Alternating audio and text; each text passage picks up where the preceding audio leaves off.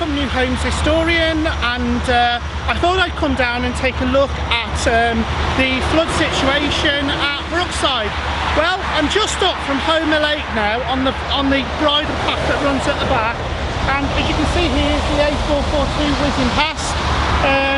Brockton roundabout's just up the top there, and the Homer Lake Dam is just there, and the underpasses to Halesfield are just there. Well, the problem is with this this situation here is the access. You've still got tree surgeons working away there now. They've got a company in who are doing who are trying to repair the pipe. I mean, it's a good old big diameter pipe this is, and you know, from what the guys told me at Severn Trent, it's down to a very hairline crack in the clay. The clay gets into it and expands it. So, you know, we're talking about a good old pipe here, a really big pipe that's burst and almost caused a big tsunami of water. The guys are here trying to kind of sort it out as quick as possible. You can see they've got two machines in there at the moment working away. Access has been a nightmare because they've had to cut their way in there through the trees. But this is all about maintenance really. When you actually build a pipeline or something, you have to have an easement either side, which is usually 2-3 metres, so you can get access to the pipe. But obviously here it's overgrown over the years. Now what complicates this site is also it is between the Eastern Primary and the railway tracks, and there also is a gas main. So a lot of the services run down in this hollow that runs here. So you've got the gas and electric, all sorts of high services there. But the guys are trying to sort it out as quick as they can. They've got a blockage on the slip road out from Brockton. Obviously they need that for the machinery, but the guys are sorting it out as quick as they can. And bearing in mind it's horrible weather here, and they've got the pipes there replacing it. Some big blue pipes are meant to go in, and it looks like they're replacing a big 2-section pipe, and that's no mean feat really. And he says it's around about 3 metres deep, so the guys are doing what they can. I mean, it's not just a small water burst, this is an epic main water pipe. Hi guys, it's Steve from Newhomeshistorian. So we've been and looked where the leak is, haven't we? Now we know that's over near Brookside. Now what are Severn Trent doing to help the community take care of this problem until that pipe's mended? Well, you can see here Severn Trent are here, and they're giving away bottled water. I'm actually on the car park of Tesco in Madeley, one of the areas that are mostly hit, Madeley, Brookside, etc., due to this water main. But you can see they're doing absolutely everything in their power. There's big lorry loads of water coming in every time, big bottles, and as you can see there, you know, you can see the residents now over there collecting the water. Shopping trolleys full of it. And taken away, and you know, they're not little bottles of water, they're actually, look, you see good sized packs of water there. But it shows how important water is really, doesn't it? And we need not forget there are countries where they don't actually have any clean water. You know, Severn Trent are doing all they can to rectify the problem. And I've seen the guys this morning; they're hard at work sorting out the pipe. So everybody's doing their bit. Good morning. This is Tim Braddock, Severn Trent. As you know, we've had a bad burst in the area. Because this has affected supplies, what we're trying to do is tanker water into the areas without water. So we've got a standing tanker here, and we're pumping water, we're bringing water in from another area, and we're pumping this water direct into the water main here to keep people on water.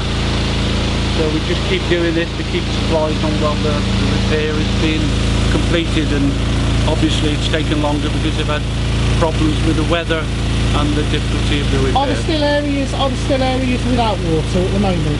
I think most people probably have got some water. Yeah. We're doing our best to keep all areas on, but it's such a big area it's affected that we're catching up now, and I think that you'll find that people are coming back on now, and we have to just continue this. So how many tankers tankers of water have been pumped into the network? Well, we've just had about one every quarter of an hour. 18%. Wow. Yeah, and they're 18,000 metre tankers. That's 18 cubic metres. Because obviously a lot of people have been saying that, it's taking too long, but obviously the magnitude of the problem, I mean, I've been up and seen the pipes this morning. They're not your average little water pipes. No. We're talking a major burst, and that's right. You know, and it's I'm sure you guys are doing everything you can to get the situation sorted out. Yeah, as you say, it is a major burst. It's not something that happens a lot of the time. You know, we have got emergency procedures to put into, and you know, of course, it happened on a weekend, and a lot of people come in off Severn Trent who, you know, weren't working, so we've had a lot of help from the company, from the people at work, you know. So one question I want to ask is, obviously we're in the gorge, right at the bottom of the gorge. Obviously, a lot of the areas that are affected are up on top of the hill. Right. Why is this particular place here relevant to actually come pull that water up? Why is this been... It's difficult to find a decent point to inject water into the main because of your traffic problems and that. The valves are shot that side of the river, so this side we're feeding into, and this is a good point to feed in. We can pump from here using this pump here, which is it's the same as the fireman use, and it pumps the 10 bar, 15 bar pressure it can do. So it spreads the water up to some pumps, which are we're feeding now, and those pumps, when the pressure comes on, they will feed into the reservoir, which will feed the area.